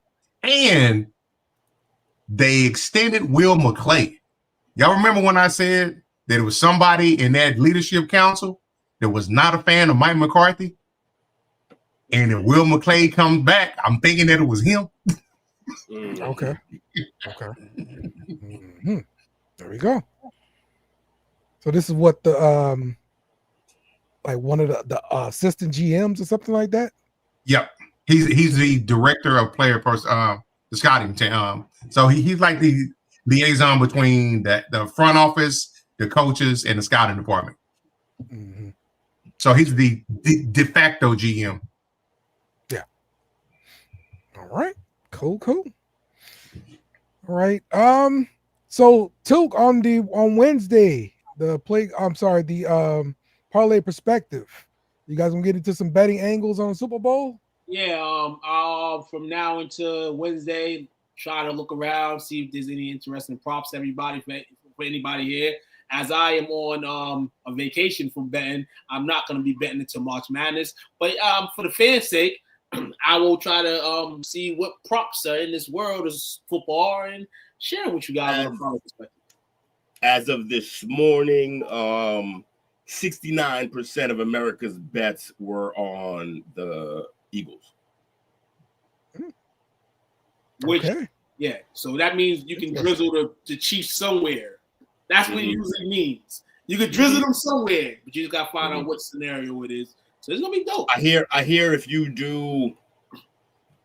take the Chiefs to cover and the money line Chiefs, it's plus 400, I believe. So you said that line is basically 2 points, right? I believe so. Bro. No, I think it's plus. I think it's one. I think they're -1. So the Chiefs are the favorite.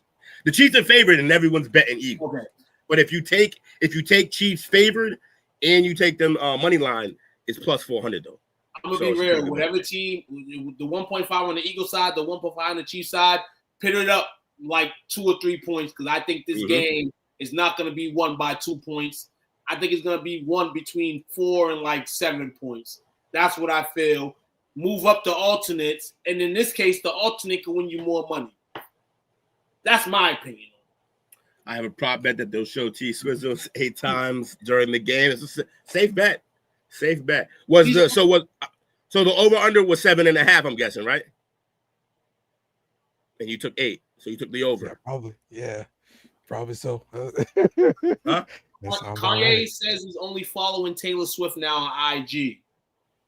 So maybe Kanye comes to the game and takes Taylor from Kelsey during the game, and the Chiefs lose to the Eagles. Yeah, we're going to talk about Kanye tomorrow. Super Bowl bet don't drop. Quick one, if you can find it. How many times call an audible? How many times will Kendrick Lamar say minor at the Super Bowl halftime show? A minor. I don't know if he's gonna say it. I think the smart play for him. So here's the thing. That's a funny thing to talk about. I think the smart play for Kendrick here is to play the track. He has to play the track. It's his biggest track ever. He has to play it, but he can't sing any of those part of the lyrics. So you gotta let the crowd sing that part. I think that's the play he's gonna go with. He gonna do the song, and then he gonna let the crowd sing that part. Or maybe his backup dancer, because he always got dancers out there and shit. He always putting on the show. Are these like bad parts of the song? Like, yeah, he calls the man a pedophile. And he says that he's trying to strike a chord, and it's probably a minor. He's not talking about an actual chord. It's a double entendre. Right. A minor. Yeah. Oh, I mean, he could say that. He's not gonna say either. No, they're not gonna let him do it. I'd be shocked if they let him do it. Yeah. Let Drake have that real power, or is this Kendrick got the power? We're gonna find out on Super Bowl Sunday. It's about Drake's power, or is it about his power of attorney? Because they don't want to have to deal with the suit if possible. But I think at the very least he'll do the hook. Oh yeah, he gonna do the hook crazy. They not like us. They not like I can see them play because the drop is the craziest part of the song. When that shit drops, that shit's fire. So they're gonna play that much. I could see them doing that. That was another suggestion that they play the intro to it and then it dropped and they switch the song to something else. Yeah, exactly. That's what they gonna do. But I think he has to play because I think everybody's watching for it now. And if he doesn't, they're gonna call him a sucker. Yeah, definitely. That song's getting played. We just don't know what parts of the song are going to be played. That's going to be the interesting part. Yeah. Halftime. Actually, I might have to tune in for halftime, and that's it. Not the game. He want to watch, y'all. Hey, can I call a quick audible though? I really kind of don't want to have to wait until Wednesday to discuss some of these trades, man, in the NBA. I'm not gonna lie. You want to discuss NBA trades? Oh, okay. Go ahead. We can go quickly on the trades, man. Casario, real quick, man. Absolutely. Just do just a quick rundown. So, like, the obvious one of Luka and Ant Davis is absurd. Crazy trade. It is absurd, man. I think both teams get better right now. Both teams potentially get better. I feel like the Mavericks, just a slight edge to them just because of the continuity. I think they win short term. I think they can blossom, you know what I'm saying, in terms of improvement of record and all that. For the Lakers, I feel like this is something that, and we know the Lakers always want that generational talent on their team. We know how the Lakers orchestrate their teams. So I think years coming through with the right construction around Luka, the Lakers could win this long term. That's how I feel about the trade. Anthony Davis is no slouch. This man can still win healthy, put numbers on the board for a Mavericks team that got a ton of big men now with the addition of Anthony. And right now I'm hearing different rumors about the Mavericks, man, and why they made the trade. A lot of things to do with their casino. The new gambling set they're trying to get in Texas, where relocation could be on the hindsight. But don't tell Coach that. I don't even know if he read that, but hey, that's what it is. But I think the Lakers made the trade because at the end of the day, you have to know what you're getting into tomorrow. Man. We know LeBron's gonna retire soon. We know this team's gonna be dismantled. I would have been mad if they would have gave up all their capital for somebody. We didn't have to give up all our capital for Luka. So welcome to Lakerland, Luka. Welcome. Finally, after 24 plus hours of me after the sinking in, welcome to Lakerland, Luka. They replaced Braun for the future. That's what they got their superstar for the future. The Lakers always have to have a guy, and now they have a guy for after the guy. But people don't realize that. Everybody talking about this. Hey guys, have I been not saying this the whole season? We are not contenders. We are not championship worthy. I felt like we were rebuilding in a sense, and now the rebuild has started. So all that stuff you're saying, Mike, sweet and dandy, but I know why you're talking like that because you're a Celtics fan, and the rivalry you wanted to at least be beefed up on the Lakers side. This is why I love you, Celtics fans. Even when you're talking about the name, you want the Lakers. He also didn't lie though. He didn't lie though. You do have two ball stoppers. This trade is one. Because they traded a generational talent in Luka Doncic. So long term, I feel like we won. Short term, for what the NBA is right now, the Mavericks have the team to be a 1 through maybe 5 seed in the West, and that's cool. Can they compete against the Oklahoma City Thunders, the Rockets, the Grizzlies? Maybe not. But with Anthony Davis, it gives them a better pillar. To bring it out, with the Kyries. You still got some young guys you got to develop. Y'all realize we 3-1 against OKC this year, right? I mean, no, it's matchup. It's matchup though. But y'all not going to play OKC in the first round, more than likely. So you still have to beat your current whoever you play in the first round. You're going to have to beat them. Now, if you go to OKC, now you're like that 3-1. You use that to your advantage. But then maybe OKC's a little bit hungrier this year, figuring that y'all beat them last year. So also, for better or for worse, either way, you have kind of an entirely new team now. How's that? Because your entire offense was based on one guy, and now it's going to be spread out amongst a few guys, and younger guys are going to have to step up and play different. PJ Washington's going to be playing a different role now. He's probably going to be asked to score a little more. And then also where you're scoring on the court from. Because Ant Davis is a low post guy for the most part now. All that 3-point shooting he used to do, he kind of stopped. He don't really shoot that much anymore. He's kind of just like a mid-range low post guy. Where your buckets are coming from, it's entirely different. Yeah, I feel like, and your whole team's gonna have to get used to that. My man Nico came down. Team, though. My man Nico and Rob Pelinka said yesterday with that trade. that we trying to take the lead back from the players. We want the owners to motherfucking make the decisions here, not the players. So it's some crazy weird stuff starting to come out. You know, I'm first of all, I'm seeing, you know, the smear campaign, you know, talking about the weight and stuff like that. But they're saying that in the past couple of years, the Mavs fired a bunch of staff members that Luka had been close with over the last few seasons in an effort and hope to get him to change his habits. Ooh. One of those people being, and I wonder because I didn't know he was gone until recently, Casey Smith. He'd been there almost 20 years as the head athletic trainer. He's with the Knicks now. Wow. So that's why he got let go.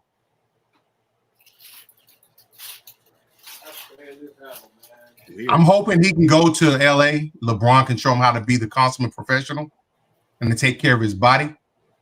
But right now, it's all on him to change him.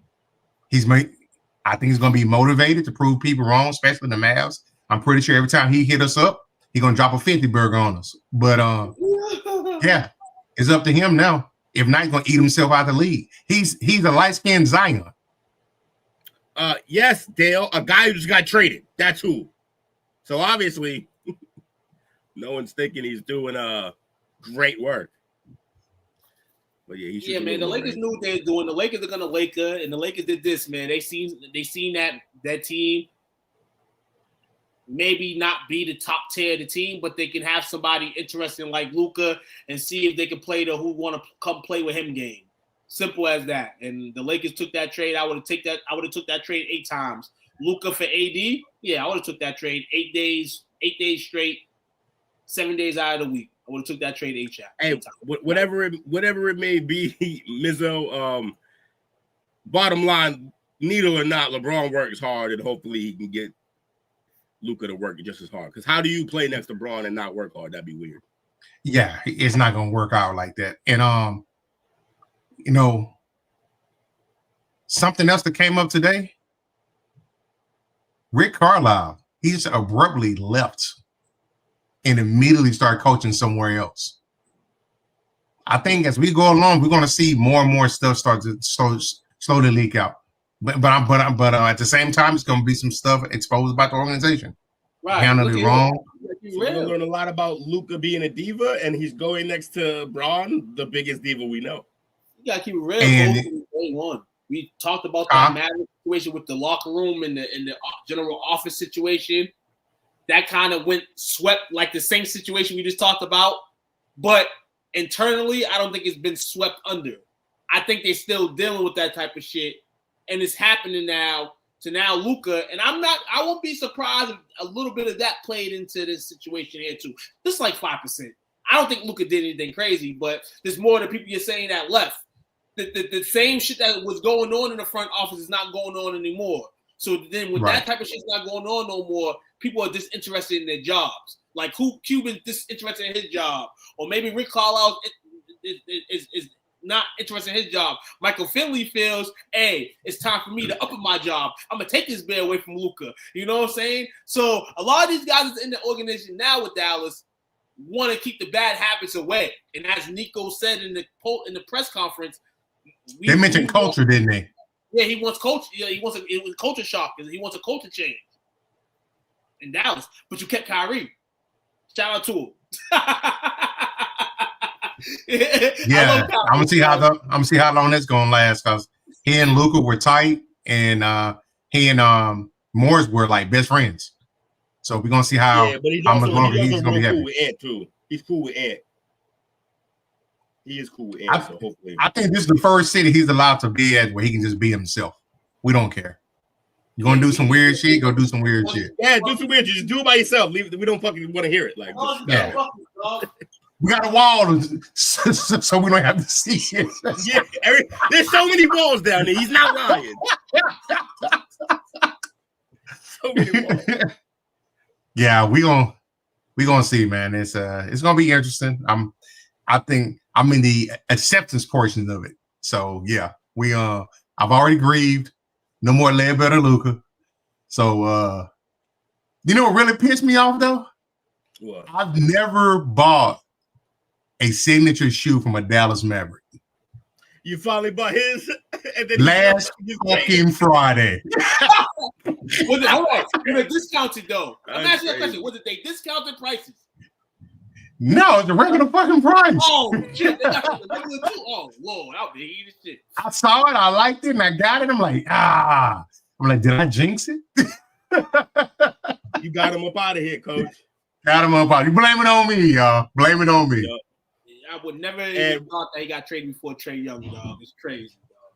And the other trade that definitely was crazy was De'Aaron Fox to the Spurs.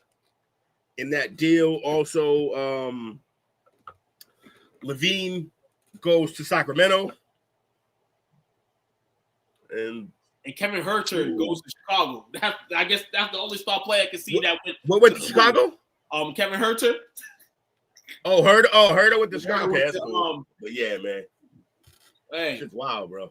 Hey, but you say I didn't want to get too deep because that is again for the show. If Greg, no, it don't even matter, man. We brand. If Greg Popovich is able to get back to a decent health status, if anybody don't know, he had a stroke, and that's why he has not been coaching. So at that age, man, it's very probably hard for him to even get back into, coaching shape. But they did good for themselves, man. Didn't have to trade too many of their pieces. Still got mainly Castle. Castle was the one that everybody wanted, and they didn't want to give up. And they didn't have to. So now they basically have a point guard, the two guard of the future in Castle. They also have Vassell and Keldon Johnson under long contracts. Like, this team is really built to go forward. Like, this swing somebody Chris Paul. That's what you honestly can do in this situation because they ain't really give up much. I feel like Fox and Wemby working together is gonna be fire. It's gonna be dope. It's gonna be dope to see. They should keep Chris though. I mean, you can keep him definitely. You definitely can keep him. You need that. They're a young team. They need that leadership. That'll be a good little presence for them. Listen here, the Spurs. Hey, the Spurs don't need $2,000 because that's what they'll probably get for Chris Paul in a second round pick in some future. But if some team calls like we want Chris Paul, if I'm the Spurs, take that motherfucker. Take him. But I like the trade, though. I like the trade for the Kings, too, and Levine. I like that him and the Mars there and two fucking wing killers. That's going to be... But he just joined his boy again. They were just doing that in Chicago, and it wasn't working. Chicago. I like the way Doug Christie's coached that team since he became the coach. Maybe his coach has been good. And let's look respect to Fox. Sometimes guys got to leave for improvement, and it sucks that it has to be him, but he wanted to leave anyway. They wasn't gonna sign. He wasn't gonna extend with them. He's been there for so long, kind of like the Myles Garrett situation. Like, you've been there for so long. You've dealt with you tried to win. You've lost more than you won, and hey, it's time for a change, man. I want to be out of here, man. So I'm not mad at the trade. All three. Also, Wemby and De'Aaron Fox are both top 7 in the pick and roll, so I look for that to be basically the best pick and roll in the NBA moving forward. Oh yeah, definitely. It's gonna be both great pick and roll players. This puts the Spurs, I feel, into. I mean, you can playoffs. You can call playoffs for sure. Playoffs. Yeah, playoffs. You can put them right in the play. But I want to say playoffs are like the 6th seed. I want to say like a top 6 seed. Like, yeah, they might not jump all the way up, but they in the dance. Remember, we always say just get in the dance. Get in the dance and you'll be all right. But I feel like they need that extra toolage of Greg Popovich there. You know what I'm saying? I hope Greg is there before the season ends. I think Pop will help, obviously, because being the vet, And as we wrap up tonight, obviously Thursday's the deadline, but there's a bunch of names, and the way that Luka AD trade went down, people told me to try to say this, that a lot of guys are untouchable. There might be guys that are untouchable now, but down the line, everybody has a price. So if you think people are untouchable right now, that's your opinion. But me personally, I would say if it's the right price at the time of day, maybe you're not untouchable. And the owners are trying to get their look back, dog, for all the years that the players abused the system. guys like Jimmy Butler, and you can blame Jimmy Butler for this. Keep it real. The way he's done it in Miami, to where owners are like, we don't want this player to become Jimmy Butler. I mean, but it's an overcorrection because players abuse the system because of the owners abusing it for years. Yeah, it's the owners want to. So it's going to be a cycle. It'll go back. It'll swing back and forth. You know how it goes. It'll go back as soon as it comes. Cooper Flag will be in the league, and then Cooper Flag will be telling these motherfuckers taking the fuck back over, right? Yeah. But nah, man, I like that. I like that the owners. I like that Rob and I like the Rob and the Mavs GM kind of was like, fuck that. We're not gonna even bring this to the street. We're gonna talk. We're gonna talk as friends, and we're gonna do the best for us. And the fact that they did it quiet at night is wild. It's crazy as hell. And it's crazy because over a course of a month, they've been talking about this basically. And the Mavericks wanted more. The Mavericks wanted Dalton Knecht, and they wanted a first rounder. I know everybody wants Dalton. and then Rob Pelinka sat there for hours and was talking to Nico on how this is a risk that we're taking by taking Luka, with everything that's going on, the weight and all the stat that you're telling us is a risk. So at the end of the day, they was able to just break bread. It's wild. This Thursday coming up is the trade deadline. I can see 2 or 3 crazy names being traded.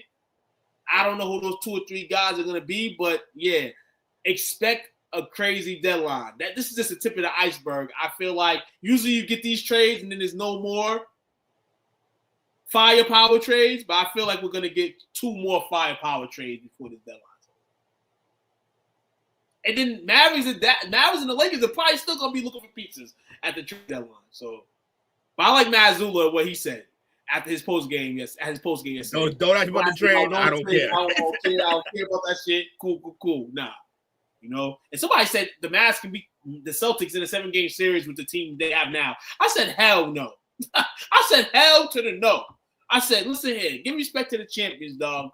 You know every champion struggles. Every champion struggles during the regular season at some point. So I'm not even bugging on people with the Celtics. They had a good game last night, came back from 18 points down to beat the Sixers. You know, they're going to hit that stride. The Groundhogs didn't see a shadow. They're about to start hitting that stride again where motherfuckers ain't going to be able to touch them. So that's just how I feel. Because they're going to start caring about basketball again. It's too early in the season to care. The Bucks are going to make a trade. I feel like the deadline. Middleton's going to be gone. So a lot of teams in those top like 1 to like 5 spots, 6 spots that gonna try to go dingle their team up a little bit. I don't think the Celtics tingle their team up a little. I don't think the Celtics go at anybody, but anybody can go after anybody, man. It just takes the right call. The Wizards will not trade their whole entire team. The Wizards will gracefully. Oh my God! If you go on DraftKings, they have bets leaning to win the. Wizards are going to win their next game. And the odds for those games are crazy right now. Like, literally, if they win one of those games, you can come up. There's one bet that they won't win for the rest of the season. That's terrible. If they don't win for the rest of the season, that's terrible. That's record-breaking, I believe. Because they at 6 wins right now? 7 wins? Lord. P. Dollar trying to change your team, dog. We're going to look at the Wizards' record right now. This is terrible, man. Oh, my God. Let's see what their record is here. Standings. They are 8-41. So they'll surpass the record. They won't be at the record pace, but 8-41 right. This is terrible, dog. That's terrible. They got 8 wins right now. Second most wins in the East belongs to the Hornets at 12-35. So they'll definitely be like that team right there. That's the worst team. They'll definitely have to know. They'll have Cooper Flag coming to DC next year if everything works out in their favor. Yeah, I'll be fine, man. Parlay Perspective Wednesday. We'll double down. Guys, we'll dive way more into all of these topics and way more trade. There's going to be more trade before the deadline. So. And we'll try to give you guys. We'll schedule it though. We'll try to get some deadline special type of shit in here. We'll see what the time homies have. Tomorrow's the chop up 8:30 p.m. Eastern Standard Time. So tune in there. You heard? know, we do our thing. And as well, Power Perspectives, man, and everything else, man. Sports related, show wise, you know, you got the Wrestling Best in the World podcast on Thursday. And just continue to support STWF. Shout out to all you ladies and gentlemen coming through tonight, showing love. P Dollar, Ms. Bobby. Appreciate our fans, man. We appreciate the viewers. Y'all great. Man. Definitely. Coach. Yeah. What's up, fellas? Are we doing shout outs? Shout out to you fellas, man. Appreciate everything y'all do. Shout out to P Dollar, Bobby. Jake was in there earlier. Sexy Scottish was in there. Mizzo. As always, we got anybody, all apologies, man. Mizzo was in there too? Huh? Who? Yeah, I think we got everybody. But yeah, just a quack. Got everybody. You know what I'm saying? Okay. You still wear your John Wall Like jersey? always, man. Fast, bro. I still will the John Wall. Just do the dead, yeah. Do the John Wall. Do the John Wall. My man was starting Reebok, dog. Dude, listen here. He got some bread for Reebok. But as always, appreciate you fellas, man. Him and AI, the top 2 selling guys, Shaq. Top 3 sellers of the Reebok brand. Andrew Reese coming soon, man. And yeah, we're going to talk WNBA free agency too, man, because it's been crazy. WNBA, they making moves by the day. New faces, new places. The Fever, hey, put your money in on the Fever to win the WNBA championship this year. Because the way their roster is being constructed right now, it looks like they're gonna be the favorite. And they got a good team this year to comp that. But we'll tune in Wednesday, man. Y'all tune in Wednesday, and we'll give you all that information. Y'all have a good rest of your night, and as always, fuck Dale and fuck Jake. That's the slogan, fellas. Have a great night. Out of there. Peace. Thanks for watching our show. Remember to subscribe for more shows on the network. Smash the like button, share, and comment.